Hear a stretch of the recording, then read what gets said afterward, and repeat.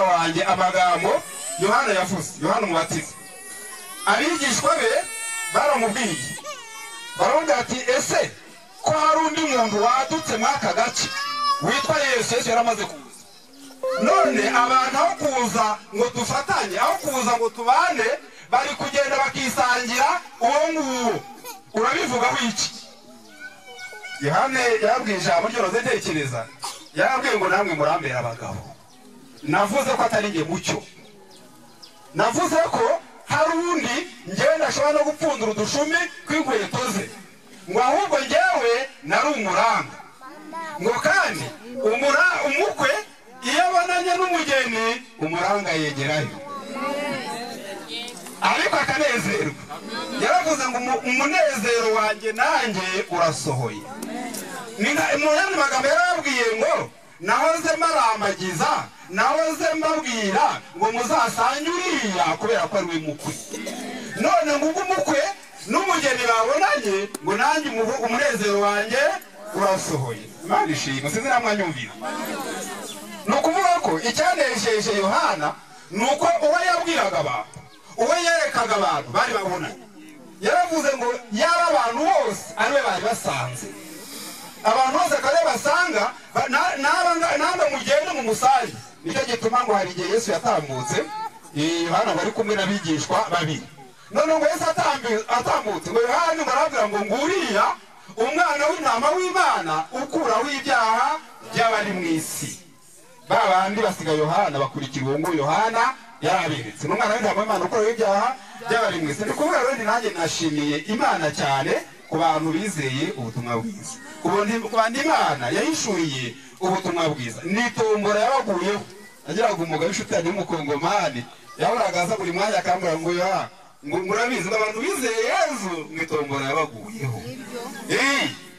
Umuntu wabaho n'itombora ntabwo ari umuntu wari umunyagatolika akaba umupantekote, ntabwo ari n'umuntu wari umudivantiste akaba umumetodiste, cyangwa ari umunyagatolika akaba umwangirikani. Oya, umuntu wagize itombora ni umuntu wizeye Yesu Kristo, kubera ko Kristo niwe wenyine ngo niwe wirikomeza imfuruka, kandi ngo urwo rutare ngo rwizera ntabwo azakorwa n'isoni. Ahubwo ikibazo ni uko abantu bafashe Yesu bamwitiranya n'idini, bafata Yesu bamwitiranya n'idini, bafata idini Yesu bamwitiranya na korari, bafata Yesu bamwitiranya n'amaturo, bafata Yesu bamwitiranya n'amasengesho. Yasenga akagira ngo yabonye Imana, yatura akagira ngo yegereye Imana, yatanga icyacuma akagira ngo byamwegereje Imana.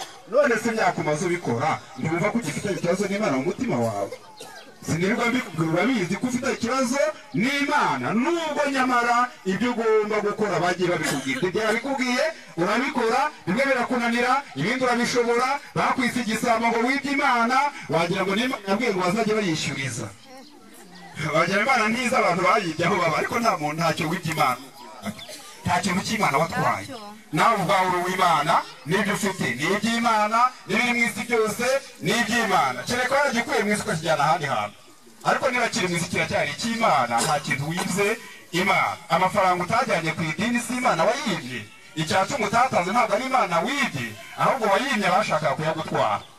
Naho rero kukubeshya ko ari Imana wibye, barakubeshya, nta Mana wibye. Imana nta kibazo mufitanye, ikibazo ni kimwe gusa, ni ukumenya igikorwa Imana yakoze muri Yesu Kristo. Dushimiye rero Imana cyane, babivuze ko uhawe kuvuga avuge, nanjye ndavuga kuko Imana ibaye kuvuga, nawe iraza kuguha kuvuga. Banabivuze kandi wisanzure, wiyumvemo rwose ubwisanzure. Ntabwo hano ari mu kiliziya, ntabwo twaje ahangaha ngo abe tuza kureba Imana. Oya, twahahuriye kugira ngo tuganire ijambo ry'Imana. Ntabwo ari imbere y'Imana ahangaha, ni imbere yayo, kuko Imana iba ahantu hose.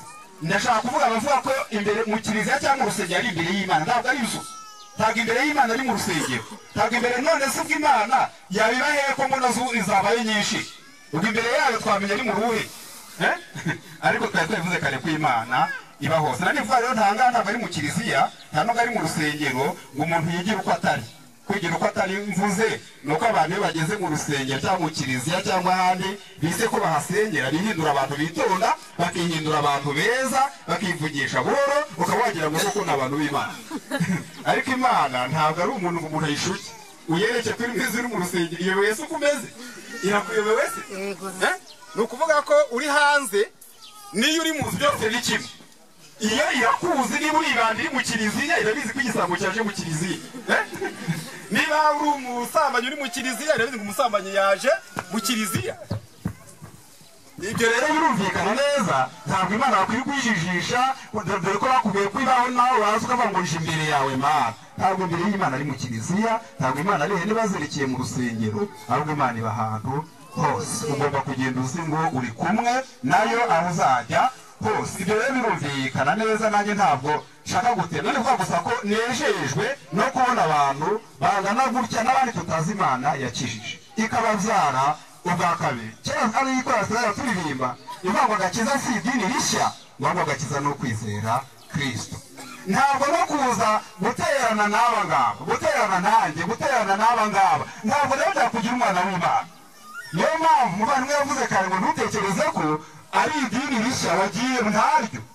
Iryo urimo n'irindi wajyamo byose ni kimwe, ahubwo turaha kubw'inkuru nziza yo kwizera Yesu Kristo. Na nicyo gituma kubera ko Imana yavuze ko agakiza ari ubuntu, na niyo mpamvu turaha tudakeneye urufaranga rw'umuntu uwo ari we wese, ahubwo dukeneye ko umuntu wese yahishurirwa icyo Yesu yamukoreye ku musaraba, akemera inkuru nziza y'umwami Yesu, akavuka ubwa kabiri, akaba umwana we, ukajya ugenda ufite ibyiringiro by'ubugingo buhoraho, ukaba ugenda uzi ngo noneho Yesu aje nanjye najya mu ijuru. Nicyo gituma tubahanga nta kindi, nicyo gituma twateguye kugira ngo abantu bose Imana ishima ko bumva inkuru nziza, ahari ibyarimo bamwe ubwa kabiri. Ntabwo rero nina cyane badusomere amagambo ari mu byakozwe n'intumwa, ni igice cya 10, baradusomera umurongo wa 37 bageze kuri 43.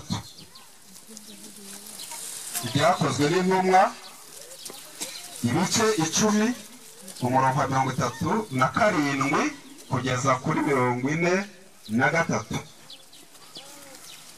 Ni ijambo ry'Imana, kandi umuntu wese navuga ngo urihaye agaciro nawe agira agaciro, kuko ubyemeye agaciro nawe ububuze agaciro. Ko nta gaciro k'umuntu wasuzuguye Imana, nta gaciro k'umuntu utagira Imana, ko birava muri adafite Imana ngo ari nk'inyamaswa muntu. Byakozwe n'intumwa ibice 10 umurongo wa 37 kugeza kuri 43. Iryo jambo murarizi yamamaye Yudaya hose. Abakoye mikoro byumvikana hari neza n'abadafite Bibiliya kugira ngo bumve.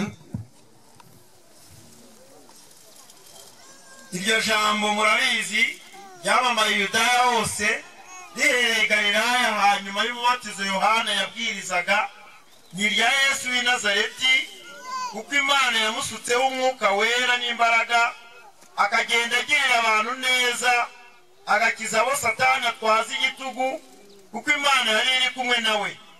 Natwe turi abagabo bo guhamya ibyo yakoreye mu gihugu cy'Abayuda byose n'i Yerusalemu, ngo bamwicishije kumubamba ku giti, ariko Imana imuzura ku munsi wa gatatu, imwerekana ku mugaragaro. Icyakora ntiyamweretse abantu bose, ahubwo yamweretse abagabo yatoranije bitari byaba, ni twebwe abasangiraga nawe amaze kuzuka. Aduteka kubwiriza abantu no guhamya ko ari we Imana yategetse kuba umucamanza w'abazima n'abapfuye. Abahanuzi bose baramuhamije, bavuga yuko umwizera wese azababarirwa ibyaha kubw'izina rye. Amen, amen, amen.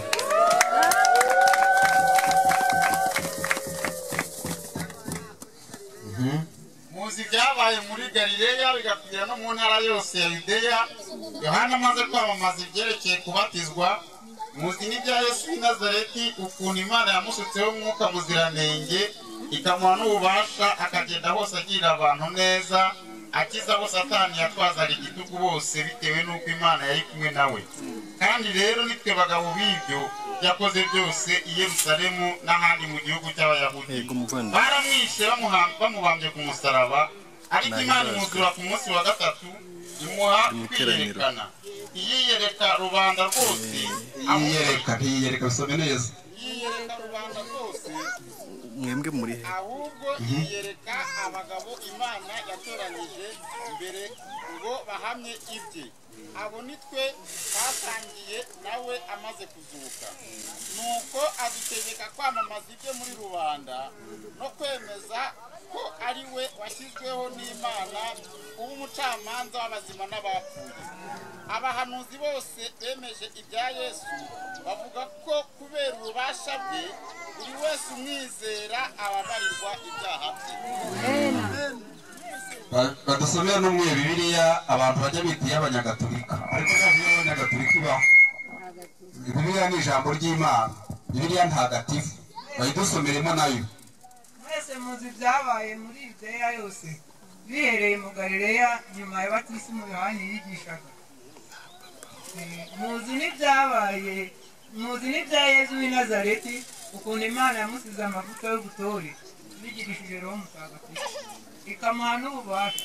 Nuko yagendaga agira neza aho anyuze hose, akiza abahanzweho na Sekibi bose, kuko Imana yari natwe rero turabahamya n'ibyo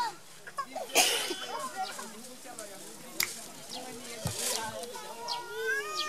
natwe turabahamya b'ibyo yakoze mu gihugu cy'Abayahudi kimwe n'i Yerusalemu. Bamwishe bamumanitse ku giti, ariko Imana yamuzuye ku munsi wa gatatu, imuha no kwigaragaza atari kuri rubanda rwose, ahubwo ku bahamya batoranijwe n'Imana hakiri kare. Twebwe abariye kandi tukanywa kumwe nawe aho amariye kuzuka mu bapfuye, nuko adutegeka kwamamaza no guhamya muri rubanda ko ari we washyizweho n'Imana kuba umucamanza w'abazima n'abapfuye. Abahanuzi bose bemeza ko umwemera wese azaronka imbabazi z'ibyaha abikesha ububasha bw'izina. Amen.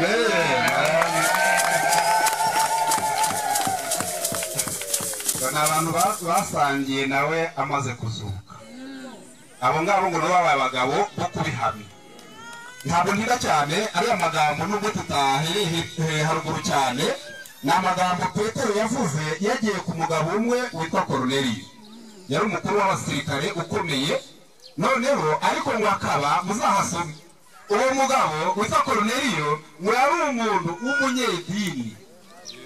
Birahanditse ngo yari umuntu w'umunyedini, ngo ariko ari umuntu ngo wubaha Imana ndetse bakayubahana nabo mu rugo rwe bose, ariko ari umunyedini nyine muramwumva.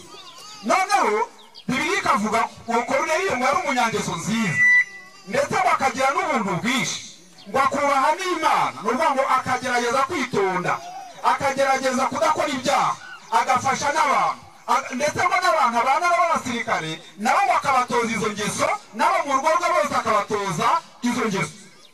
Noneho igihe kimwe ngo hari saa 9 ngo ari gusenga ngo abona marayika araje.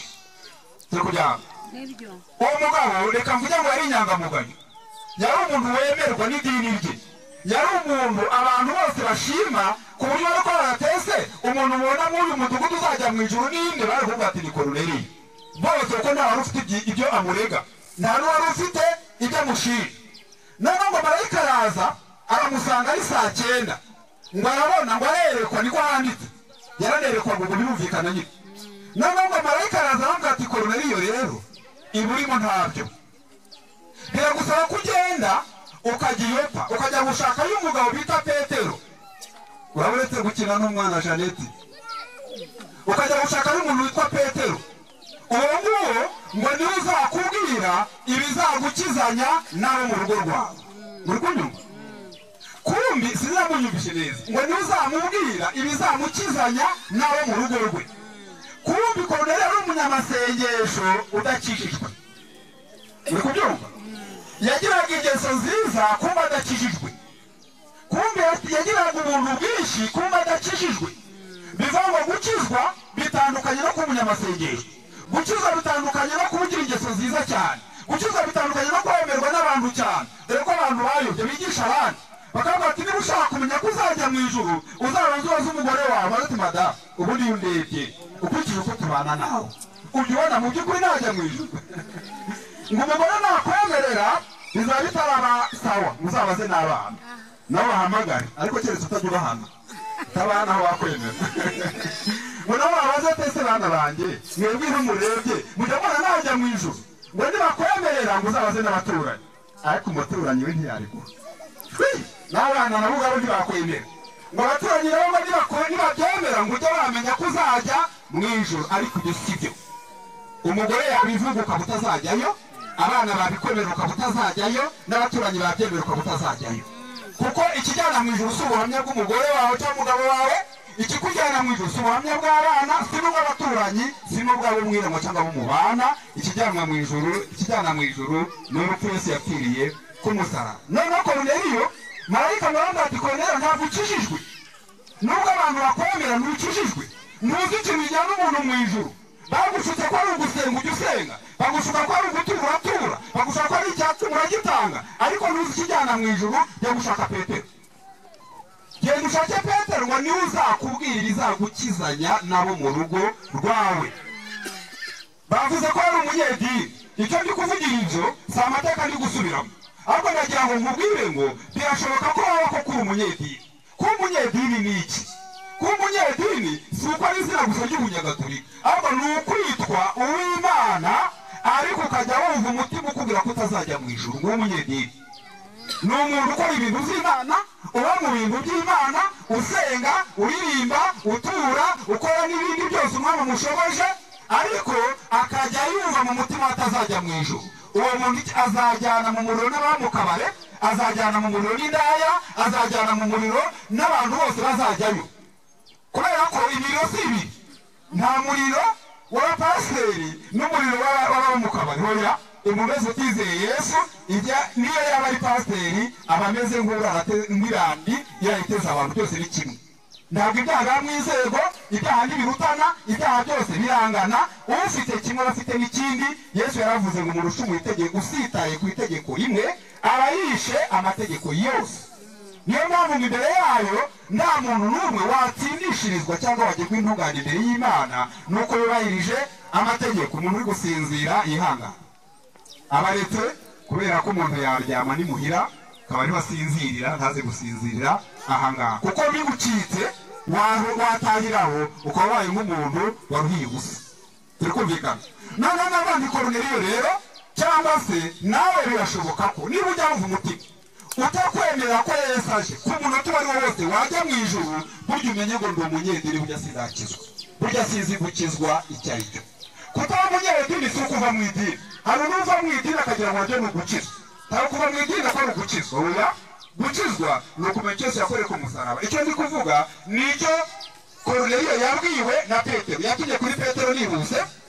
atuma abantu Petero bajya kumureba ariko basanga Petero nawe ngo Imana imaze kumwereka Petero ngo yari imweretse ngo imwereka urucakirane rw'inyamaswa nyinshi zizira biramubwira ngo nabajya yarabatiza inyama ry'ibizira ariko Imana iramubwira ngo icyo nahumanuye ntukakite ikizira yari imaze kumugaragariza neza ko kuko yari umuyuda ko burya n'abatari abayuda nabo bakwemera ubutumwa bwiza bakizera bakamera nka Petero ngo akiri muri ibyo ngibyo ngo yumve intumwa zirakomanze Koruneliyo yari yohereje zimubwira uko ibintu bimeze ko bamutumye Petero nawe ngo abwira bene se nk'abanga ati muze tugenda baragenda bagera kwa Koruneliyo basanga Koruneliyo yiteguye mwatumiye n'inshuti ze nawe abantu barabitse abantu bumva ijambo ry'Imana Imana ibahumugisha kubera ko inkuru umuntu yamenye birakwiye ngo umuntu ayimenyeshe abandi kuko abantu bararindagiye bibaza uburyo bajya mu ijuru byarabayobeye babariye amafaranga bayabamazeho bababajije mu gihuru babarusha imiruro itandukanye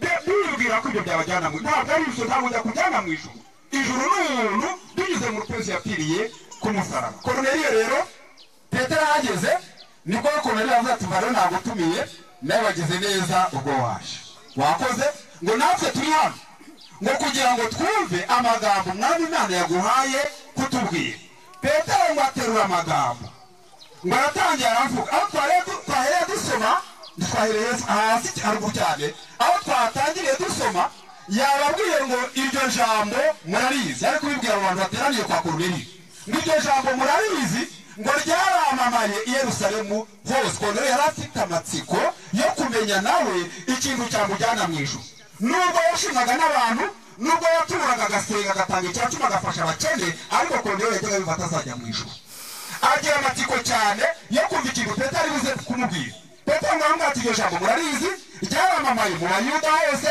i Yerusalemu hose ryaramamaye ngo ni irya Yesu w'i Nazareti, uwo Yesu nyine, ngo uburyo Imana yamusutseho umwuka wayo wakajya agenda agirira abantu neza, ngo agakiza n'abantu shitani atwaza igitugu. Wari uzi ko shitani yagutwaje igitugu? Yagutwaje igitugu akoresheje abantu, akoresheje amapasiteri, akoresheje abapadiri, akoresheje abantu bitwa ko bavuga ijambo ry'Imana, akoresheje abantu bita abahanuzi, agutwaza igitugu. Umuntu azakubwira ati uyu munsi nturara, nudasenga iminsi 3 urapfuye, birarangiye, ukarara umutima uhagaze. Kandi ngo ni umuntu w'Imana mwavuganye. Nyamara ubutumwa bwiza Imana yohereje kuba ari mwisi, ngo ni ubutumwa bwiza bw'amahoro. Ni ubutumwa umuntu yumva umutima ukaruhuka, ni ubutumwa umuntu yumva umutima ugatekana. Petero n'abahungu Imana yasutse Yesu umwuka wayo kugira ngo akize abantu shitani atwaza igitugu. Icyazanye Yesu mu isi ni ukugira ngo agukure muri ubwo buca, agukure muri icyo gitugu, kubera ko umutima wawe ntutuza, ntujya uguma hamwe, uhora wumva uzarimbuka. Bakubwiye ibyo ugomba gukora byose wabikora, ariko uba n'ubundi uzarimbuka. Ariko birakwiye ngo umenye ko hari icyazanye Yesu mu isi kugira ngo nawe ubone ubugingo buhoro uzajye mu isi. Simvuga byinshi, simbitindaho cyane, ariko mwumvishe ko Petero ngo yarababwiye ngo uwo nguwo Yesu Kristo ngo abantu baramwishe, baramuhamba ku musaraba, ababwira iby'urupfu rwa Yesu. Nta butumwa bwiza butavuga urupfu rwa Yesu, nta jambo ry'Imana ritari mu rupfu rwa Yesu ntaryo, kuko ibindi byose bitari urupfu rwa Yesu ntacyo bimaze, ntabwo ari ijambo ry'Imana. Nubwo umuntu yaba yabisomye muri Bibiliya, ngo baramwishe bamuhamba ku musaraba, ngo ariko Imana iramuzura ku munsi wa 3. Abavuze kuzuka kwa Kristo. Nibwo butumwa bwe, nukumenya ngo hari urupfu rwa Yesu. Ese Yesu yapfuye azize iki? Umuntu wese umaje yakubwira ngo yazize ibyaha byacu, ariko ndagira ngo ubigire ku giti cyawe. Ese Yesu niba yazize ibyaha byawe, wagombye kubyumva neza, ukamenya ko Yesu ibyaha byawe ari byo byamwishe, ntiyagomba gupfa ko nta cyaha yari yakoze, ahubwo yigeretseho ibyaha byawe. Ibyaha byinshi arabihanirwa kugira ngo utazabihanirwa. Icyo ni ikintu ugomba kumva neza. Niba uvuga ngo Yesu yarapfiriye, ujye ubivuga nk'ubyumva nyine. Yarahanwe kugira ngo utazahanwa, aricwa kugira ngo Imana itazakwikigora ibyaha byawe, ahubwo apfa urupfu wagombaga gupfa, ahanwa igihano wagombaga guhanwa. Ngo baramwishe, ngo ariko ku munsi wa 3 Imana iramuzura. Birikavuga ko Yesu yazukiye kugira ngo tugirwe intungane. Burya uvuze ngo Yesu yarazutse ukaba wumva utari intungane, burya ntubuvuze kuzuka kwa Yesu, ntubuvuze ko Yesu atigeze azuka vuba, kuko niba yarazutse yazukiye kugira ngo ube intungane. Ariko umuntu aba intungane imbere y'Imana, abazwa no gutungana kwa Kristo sindinda. Petero akomeza arababwira ngo ibyo ngibyo ngo Imana imaze kumuzura, ngo yamweretse abantu, ngo ariko ntiyamwereka abantu bose. Ni kubona ko itamweretse abantu bose. Ntabwo abantu bose bamenye ko Yesu yazutse, ngo hari abantu ngo Imana yari yatoranije ngo bari bimwereka. Turkujya kumbi kumenya ibya Kristo bisa kubitoranyirizwa n'Imana, ikabigutoranyiriza akaba ariyo yonyine ibikwereka. Ngo yamweretse abantu bose, ngo yamweretse abagabo yatoranije, ngo ndetse ni Petero wivugaga n'abandi, ngo ndetse bo ngo basangiye nawe amaze kuzuka. Ngo niyo mpamvu ngo baba abagabo bo guhamya kuzuka kwa Kristo. Nta muntu wemerewe kuvuga ijambo ry'Imana ataraba intungane imbere y'Imana. Nta muntu wemerewe gukorera Imana ataraba intungane imbere y'Imana. Nta muntu wemerewe kujya mu by'Imana ataraba intungane imbere y'Imana. Ngo basangiye nawe, ngo niwe yabwiye, ngo ibabwira kubwira amahanga yose, ngo ibabwira gutangariza isi yose, ngo ko umuntu wese umwizeye ababarirwa ibyaha mu izina rye. Mu mbere Imana amashyi.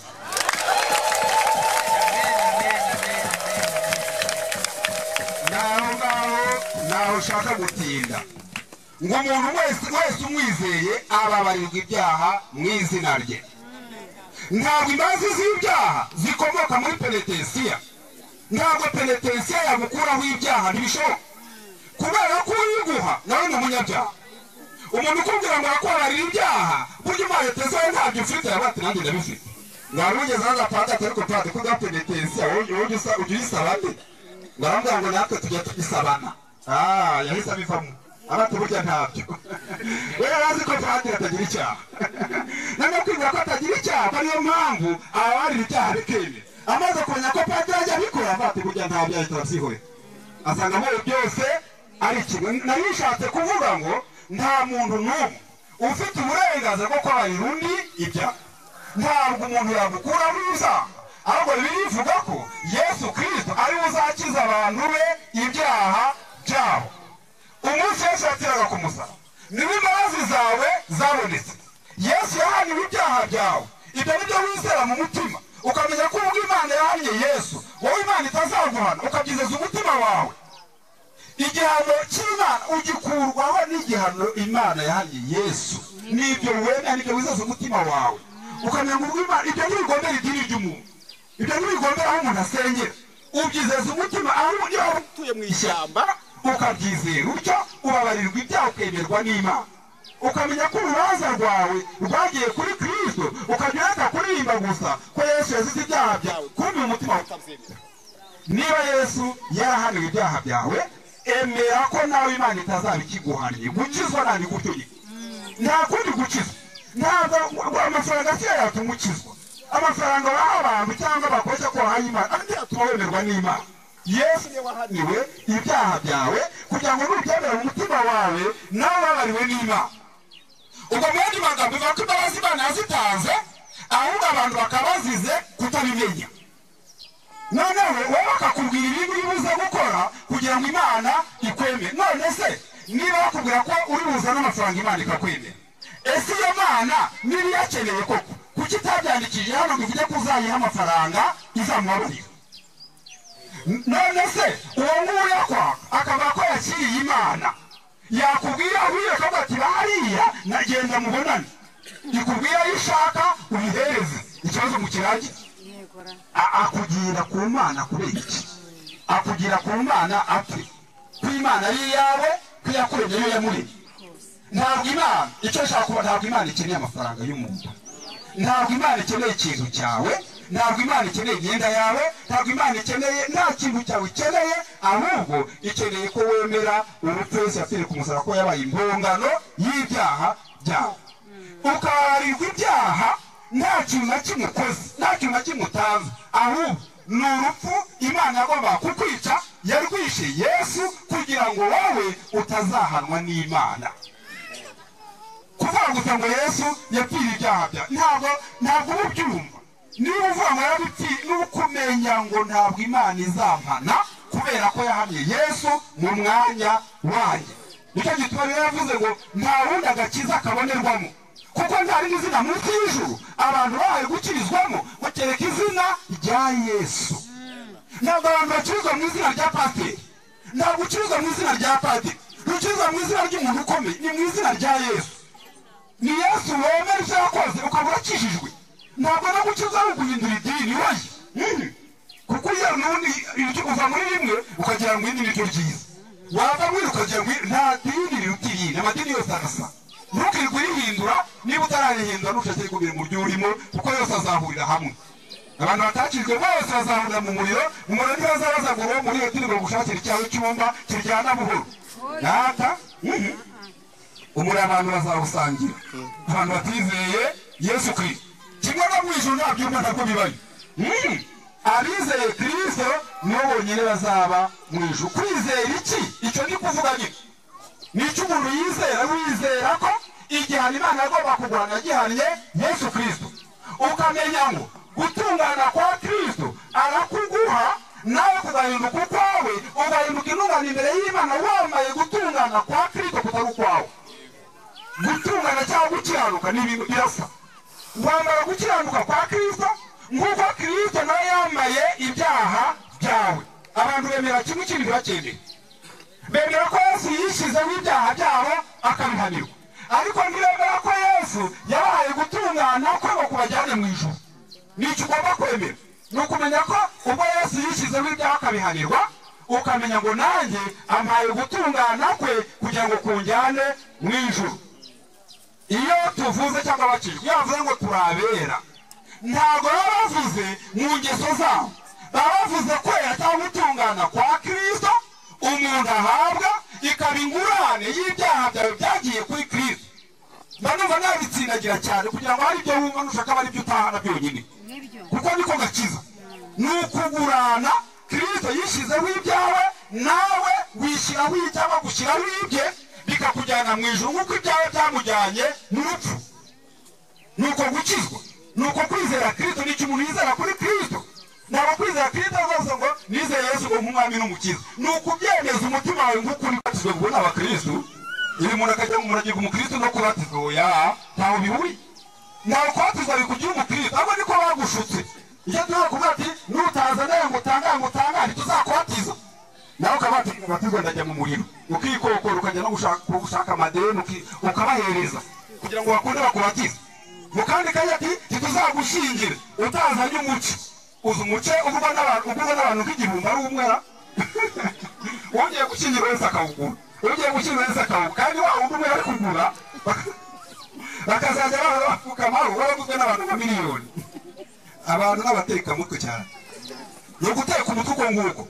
Kandi Yesu yarabivuze. Yaravuze ngo abamubajije bose ngo barabajura n'abanyazi. Intego y'idini nta kindi cyera kirabura ni ukukwambura amafaranga ariko bakoresheje amayeri. Escroquerie, kwibisha amayeri. Uri kunyumva? Akakwereka ko ngo atazagushingira ese atagushingira ubwo wapfa. Ubwo se washingiye n'ubu ushingiwe nyine. Ntabikora se bigasenyuka. Ariko ntabwo ari ko Imana yavuze. Ahubwo n'ibihibano bahimbye ngo bajye babona uko baryabana amafaranga. Niba bakubwiye kumubatiza n'ujyana abantu mu ijuru ukavuga ko nutazana n'aya batazakubatiza ukagira ngo nawe ijuru ugiye kuribura ukayashakira hasi no hejuru ukayajyana. Ariko ibyo byose ni uburyo gusa bw'ubwambuzi agakiza kabonerwa muri Yesu Kristo. Wemera ibyo Yesu yakoze, wemera igihano Yesu yahanwe mu mwanya wawe, wacyemera ukabukuraho urubanza. Imana ntizaguhane. Bibiliya yavuze ngo Imana yakunze abari mu isi cyane ariko Imana iragukunda. Imana ni urukundo. Ntibakaguhabura bakubwira ngo Imana izakwitoye. Imana ni urukundo iragukunda cyane. Byatumye ngo itanga umwana wayo w'ikirenge Kristo kugira ngo numwizera nturimbuke ahubwo uhabwe ubugingo buhoraho. Nta muntu wizera Kristo ukigwaho iteka. Ariko icyo umuntu yizera nicyo ndi gucaho umurongo ni ukumenya ko ibyawe byagiye kuri Kristo, Kristo akabihanirwa. Wabyemera gutungana kwa Kristo nawe kukakujyaho akaba kuzakujyana mu ijuru. Ntaho bihuye no kubatizwa. Kubatizwa ni ibindi biza nyuma. Umuntu amaze kwizera Kristo ariko igihesha agakiza no kwizera Kristo. Navuga ko Petero yahamije ko umuntu wese niko yabwiye abo kwa Koruneliyo, niko yabwiye wa munyedini utari buzajya mu ijuru nyamara umunyangeso ziza. Nawe uri umunyangeso ziza ariko ntabwo zakujyana mu ijuru.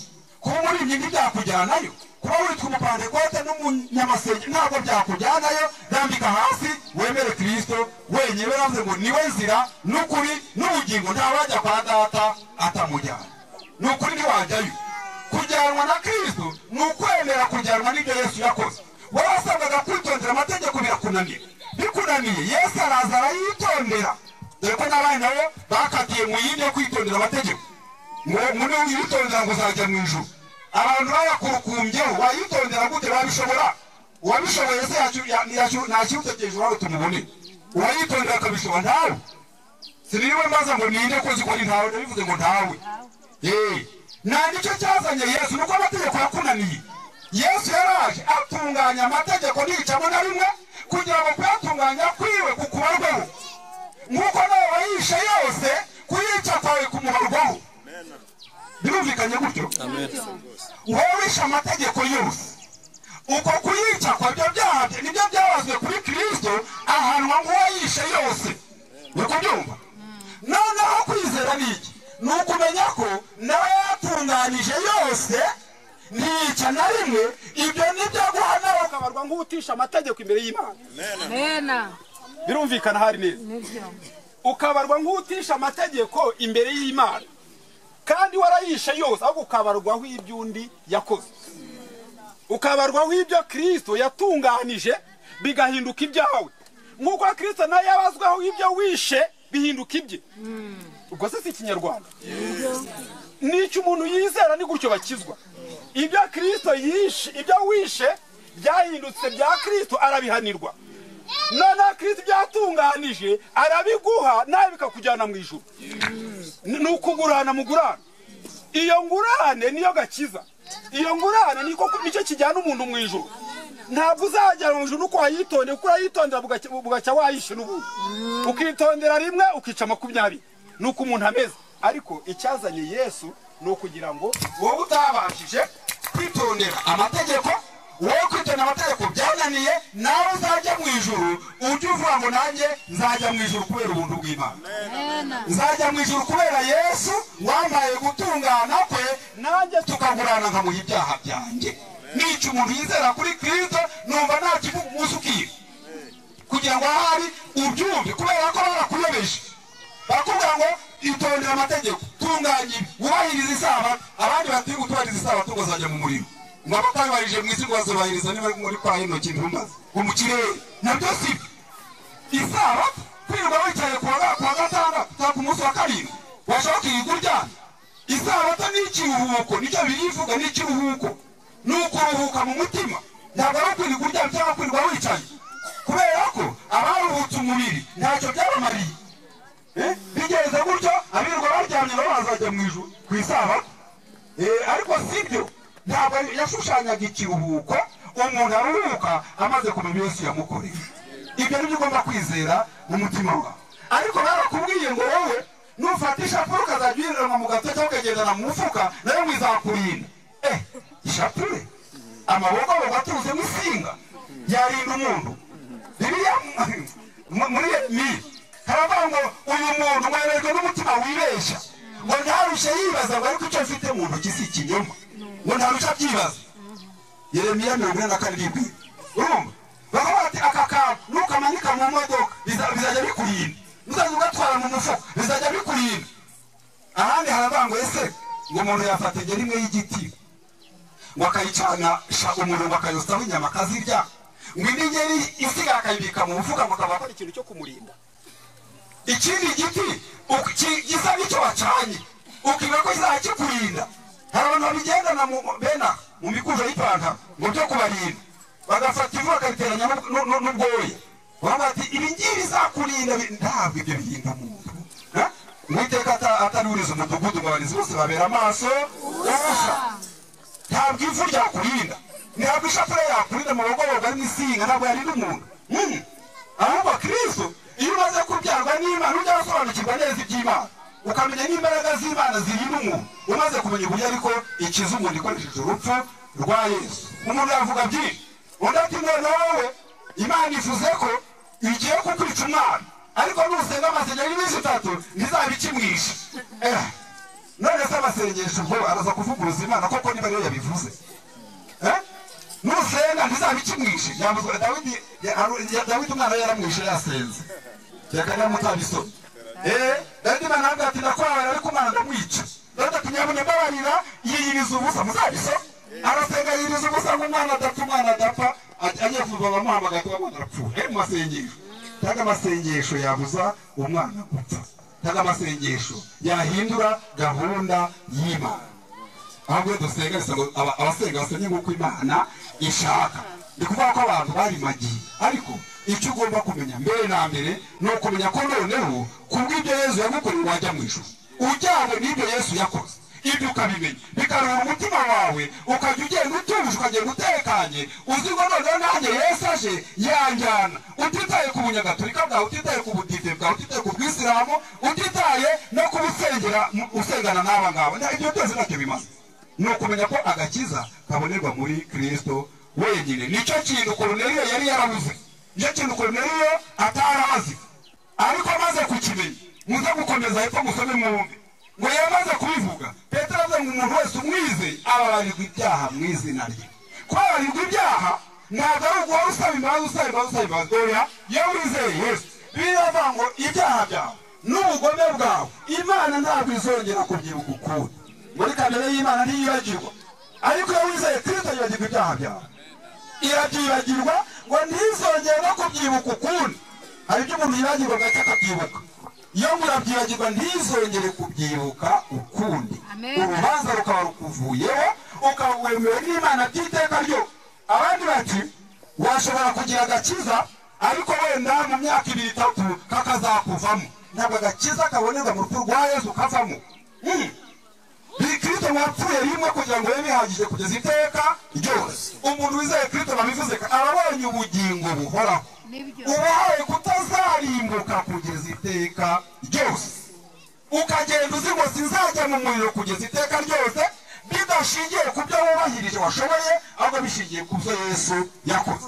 Niyo mpamvu ukwiye kwishingikiza kuko gukiranuka kwa Yesu, gutungana kwa Yesu aguha wizeye, kuko niko kutandura, urandura wiyishingikirijeho bwacyo ugasanga wanduye. Ariko bisaba ngo umenye ngo gukiranuka Kristo yakiranutse niko konyine nahawe umunsi nizeraga Kristo ukakugendana iteka ryose, kandi Imana ngo ntijya yisubiza icyo yatanze. Ntabwo Imana yaguha ubugingo ngo ishizaho ukunyage. Nta muntu Imana inyaga ubugingo kereka ari ahandi wabukuye atari kuri Yesu Kristo. Niba ari ubugingo, ariko Yesu ni ubugingo. Ntabwo ubugingo ari ikindi kintu Imana izana ngo itereke mu muntu. Oya, ni Yesu uzakajya muri wowe. Yaravuze ngo zatura muri we ngendere muri bo. Aravuga ngo ni ingeri nzira n'ukuri n'ubugingo, ntawajya kwa Data ntamugera. Ni Yesu wakira. Kumwakira si ukundi ni ukwemera icyo navuze nyamukibo. Navuze ngo ni ukwemeza umutima wawe ko ibyo wakoze byose, ibyaha byose wakoze n'ibyo wishe byose byabazwe kuri Kristo. Kristo akabihana. Urupfu yapfiriye ku musaraba cyari igihano cyawe. Amaze kugihanwa, iyo ubyemeye mu mutima afata ibyo yatunganije nawe, kwa kundi atakoze icyaha, bwa butungane bwe akabufata akabuguha bukakubarwaho, ukagenda uzi ngo zajyanwa mu ijuru n'ubutungane butari ubwanjye, ahubwo zajyanwa mu ijuru n'ubutungane bwa Yesu yamaye umunsi nanjye nemeraga ko ibyaha byanjye yabyishyizeho akabihanira. Kubyemera urabyemera, ariko biravuga ngo ni ukubyizeza umutima. Urabyemera mu mutima, ubyemeza umutima wawe, ukamenya ngo burya ndabimenye ko Imana itazampana kubera ko yahamye Yesu mu mwanya wanjye. Burya ndabimenye ko Yesu yaje mu isi azanye gutungana kwe kugira ngo akumbe kuba ukwanjye nawe afate ibyaha byanjye biribye, ubundi yegukana ingurane nanjye negukana ingurane. Yegukanye ibyaha nanjye negukana ubutungane. Yegukanye, yatwaye ibyaha atakoze nanjye ntwara ubutungane ntakoze. Ntibyumvikana twose ikinyarwanda. Ubwo butungane bwo bujyana umuntu ni ubwa Yesu, ntabwo ari ubwawe. Cyeka neza ko Yesu yazize ibyaha bye. Yesu yazize ibyaha byawe kugira ngo nawe utware ubutungane kwiwe, aba ariko kuzakujyana mu ijuru. Nguwo umuntu Imana ivuga ko ari intungane, ni umuntu ufite gutungana kwa Yesu yahawe umunsi yizeraga Kristo. Navuga ngo rero wenda natize kuko hari n'abandi bagikomeza kuvuga n'abanekeye aho, ariko icyo ujyana kimwe umenye ko ikijyana mu ijuru ari uko kugurana. Kugurana gute? Nuko ibyo wakoze byose, ibyaha byawe n'akavukire yawe byagiye kuri Yesu arabihanirwa. Kubyemera ni ukumva umenye ngo Imana ntizabikimanye burya ndabimenye. Wabyemera mu mutima agafata nawe ubutungane bwe butagira icyaha, nawe akabuguha, nawe ukabwambara, akaba ariko uzahingukana imbere y'Imana. Nicyo wemera cyonyine, n'ibindi byose wabyibagirwa, n'ibindi byose utabimenye. Ukamenya icyo ngicyo, ugenda umutima wawe uruhutse, ugenda umutima wawe utuje, ukagenda uzi ngo noneho burya nanjye mfuye noneho najya mu ijuru. Ukagenda nawe ufite ibyiringiro. None se bikumariye iki kuba umaze imyaka 20-30 witwa umukristo wumva utazajya mu ijuru? Ariko njyewe yanantanga, nibaza igituma abantu batabireka. Ugakora ibintu ukabona ntibishoboka, bwacyo ugakomeza ukabikora. Bakakubwira ngo uzasenye, uzaririmba, uzagire gute, ukumva n'ubundi uzajya mu muriro, ugakomeza ukabikora n'ubundi. Ese ubwo bikumariye iki? Umuntu yacuruza se yahombye ntabyihorera se? Ibyo byamuhombesha uzongera kubigura ntabireka se? Iyo ubonye ikintu kitagira, umuntu utasaze yakora ibintu bitagira inyungu, bitagira umumaro. Wowe barakubwira ngo nukora gutyo uzajya mu ijuru, uzajya mu ijuru. Wabikora ukabona birakunaniye, kandi uri kubikubwira nawe ugasanga byaramunaniye. Yesu uri yarabivuze, yabwiye abakuru b'idini, ntabwo ari none gusa bamwe bariho. Arabwira ngo ni indyarya ngo bazabona ishyano, urubanza rufunzwe rwabo rwo mu ijuru. Ubwabo ntibinjira, ngo n'abashaka kwinjira barababuza. Uri kunyumva? Umuntu aza yahagira ajya mu idini burya Imana ari gushaka, warigeraho burya ugasanga ntayo. Undi yaravuze ngo najyaga njya ku iriba ry'isi, mfite inyota nyinshi cyane, ngo najya kunywa amazi agakama ubwo ngo maze nkayabura. Ntubona ko ariko wabaye se? Wagiyemo wumva ushaka kujya mu ijuru, wumva ushaka kubona ubugingo, ariko ujya wumva ntabwo ufite, ujya wumva ijoro ntaryo ufite. Nkavuga nti rero ibintu iyo ubonye bitari byo, bitari kukugeza ku cyo ushaka, urabyihorera, urabireka. Kuko ubwira kubireka ugira ngo barakuyobeje. None se barakuyobeje ubundi ko wabikoze barabibonye. Nyamara kubyihorera nibwo buryo bwiza, kuko uhita ushyira amaboko hejuru ukabwira Imana ngo gukora ibyo ushaka birananiye, menyesha ubundi buryo nanjye najya mu ijuru.